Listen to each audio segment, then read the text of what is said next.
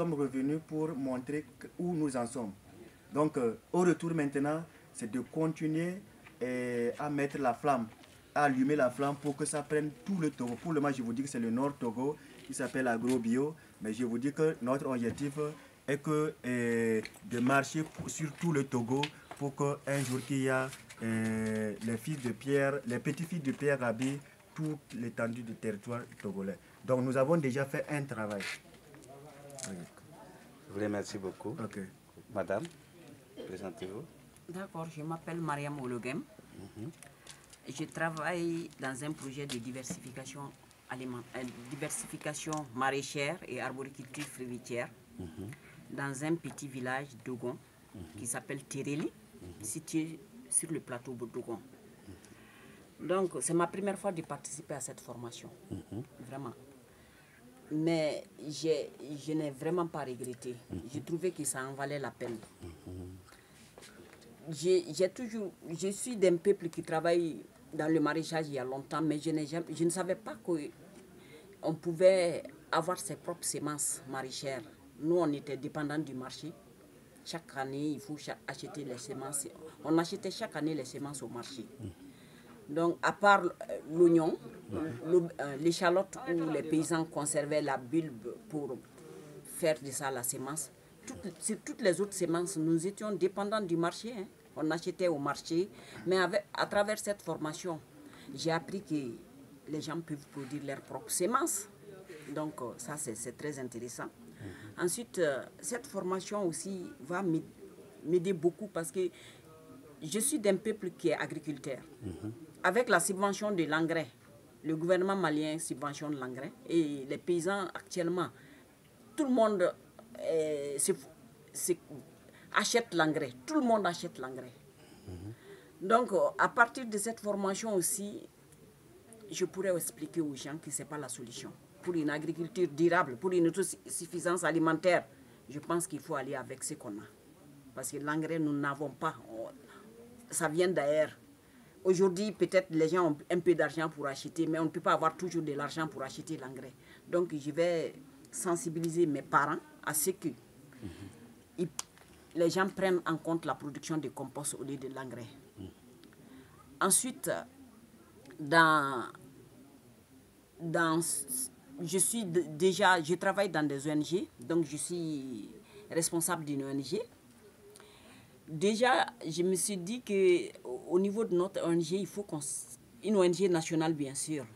On va changer de stratégie maintenant. Nous allons travailler dans l'agroécologie à partir de cet instant. Moi, j'ai eu quand même des informations, quelques informations que je vais restituer au niveau de mes collègues. Mais je pense qu'il y a nécessité de former toute notre équipe en initiation en agroforesterie aussi.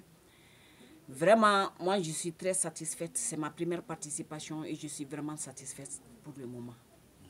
Mais pour que les informations passent, pour que les informations passent, par quelle voie que vous allez prendre pour que les autres femmes qui nous écoutent aussi, de chez vous, peuvent changer le comportement, au lieu de produire elles-mêmes, aller au marché?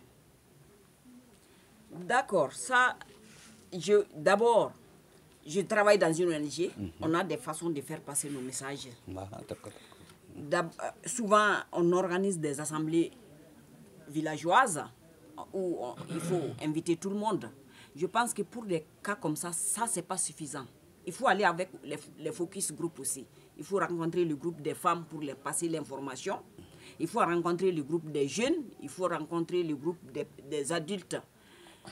On va utiliser tous les moyens possibles. Si possible, même faire même un sketch pour que les gens puissent mieux comprendre qu'est-ce que c'est que l'agroécologie et l'importance même des semences paysannes. Parce que nous avons beaucoup de semences paysannes. Par exemple, par rapport à la culture céréalière, nous avons beaucoup de semences paysannes. Mais maintenant, il faut que les gens conservent ces semences paysannes. Ensuite, c'est par rapport au maraîchage où nous n'avons pas de semences paysannes. Donc, il faut collaborer avec les autres partenaires aussi pour voir où on peut avoir les semences paysannes, pour pouvoir en produire les semences. Parce que pour certaines espèces, il faut aller de la graine d'abord pour arriver à la bulbe, ensuite à la graine. Donc, il faut qu'on évolue dans un réseau quoi, pour qu'on puisse s'en sortir. Comme il a dit ensuite, des formations, je suis ingénieur agronome. Donc, j'ai passé tout mon temps dans la vulgarisation et je pense que ça va vraiment... Le message va passer. Ah, d'accord. Si je suis en bonne santé, si je rentre en bonne santé, quand même, le message va passer. Mais souvent... oui, madame, j'ai eu à discuter hier avec toi et ce matin que tu m'as dit que en tant qu'ingénieur agronome, tu vas sortir un peu de la coquille de vulgarisation et aller te mettre toi-même au travail pour que tous les paysans sachent, ah non, c'est une ingénieure agronome qui travaille, qui met la main à la pâte pour produire sa propre semence. Je crois, comme vous m'avez dit, je crois que c'est digne aussi de continuer en ce sens, quoi. Au lieu d'aller faire comme d'habitude, de faire comme Heidimer le fait, quoi, de rentrer vous-même avec les bottes et tout pour montrer que c'est une femme intellectuelle qui se met. C'est comme ça que vous avez eu à causer avec moi hier, je crois. Très bien. Moi, je suis ingénieur agronome, j'aime le travail de la terre. En toute honnêteté, j'aime le travail de la terre. Donc, avec les femmes, nous avons 5 hectares. Donc, au cours de ces 5 hectares-là, je vais faire de la pratique là-dedans. Ce n'est pas de la théorie. Hein. Moi-même, je vais être une pratiquante dans les 5 hectares. Donc, le compostage, déjà, j'ai vu comment on fait le compost ici. C'est différent de chez nous un peu, mais j'ai appris quand même une autre façon de faire le compost. Donc, je vais m'y mettre là-dedans. Arriver tout de suite. On va faire les fosses compostières tout de suite. Hein. Si l'Heidimer veut venir visiter pour voir, nous allons faire ça, il n'y a pas de doute. Hein. On va commencer par les fosses compostières.